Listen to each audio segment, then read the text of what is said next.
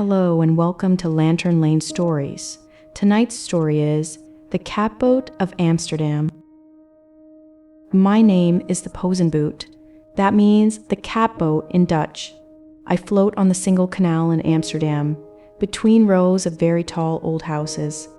The houses lean slightly over the water, the way old trees lean towards sunlight. My wooden sides are dark with age. My round windows look out at the rippling green canal. Right now, inside me, cats are sleeping. One lies on a red cushion, nose tucked under her tail. Another is draped across a shelf like a warm striped scarf. A third sits at my porthole, watching a duck swim past, tail moving slowly. I have been floating here since 1968. But my story did not begin on the water. It began with a woman named Henriette, an autumn tree, and 4 very cold kittens. Henriette van Weelde was born in 1915 in Den Helder, a small seaside town in the north of Holland. She grew up with the smell of salt air and the sound of gulls calling over gray water. When she was a young woman, she moved to Amsterdam. She and her husband made their home on Herengracht, the Gentleman's Canal. Herengracht is one of the grandest streets in all of Amsterdam. The houses there are very tall, with curved tops called gables, carved into swooping shapes. The canal below them is dark green and deep. Henriette loved her street, but she loved animals even more. One afternoon in the autumn of 1966, she stepped out her front door. The air smelled of wet cobblestones and fallen leaves. Ember leaves were spinning down from the big oak tree across the street. Then she heard something, a sound so small she almost missed it. She tilted her head. There it was again, soft say. Under the oak tree, pressed against its thick roots, was a mother cat.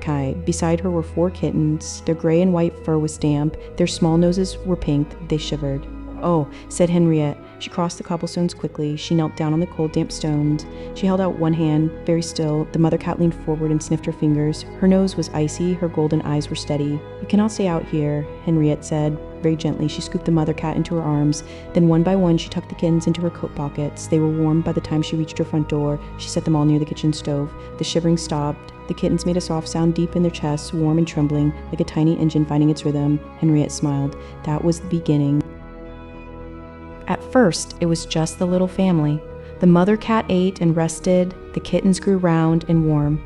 Then, 1 week later, a neighbor knocked on the door. She was holding a thin orange tomcat.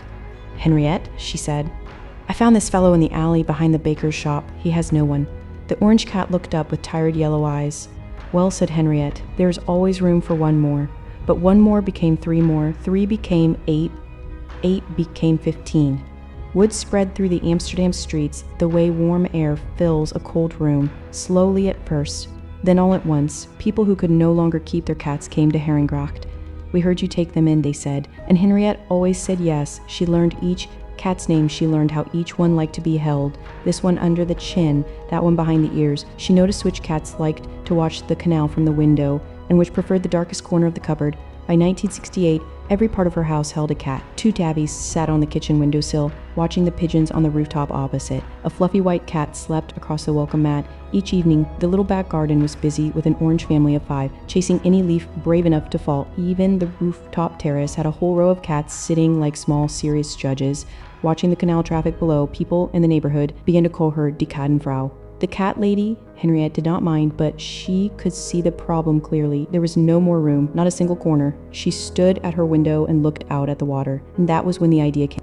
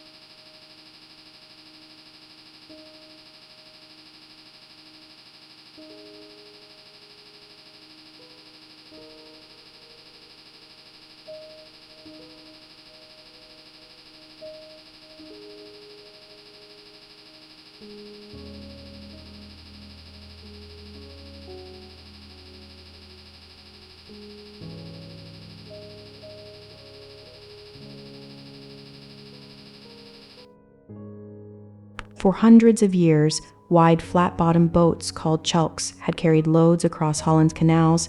They had deep, sturdy bellies made to hold grain, rounds of yellow cheese, and tulip bulbs of every color. They moved slowly and reliably from city to city in all weathers.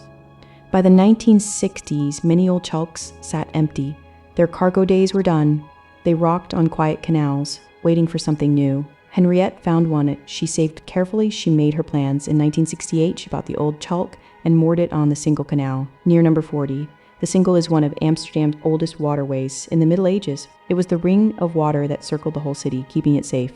Now it would keep the cats safe. Henriette got to work. She divided the boat's deep belly into small rooms, each with a warm corner. She built gentle wooden ramps, smooth slopes, so even the oldest, stiffest cat could climb aboard without trouble. She fitted round portholes along the sides. From those windows, a cat could sit and watch the ducks, the silver reflections, the slow barges drifting by. Then she painted a sign on the outside. It said, "De Poezenboot, the Cat Boat." The first cats crossed the little gangplank the same week. They sniffed the wooden walls. They pattered along the ramps. One gray cat with white paws settled at a round porthole and watched a barge drift past. Very slowly, his tail curled like a question mark. He stayed there for a long, long time. He had found his place.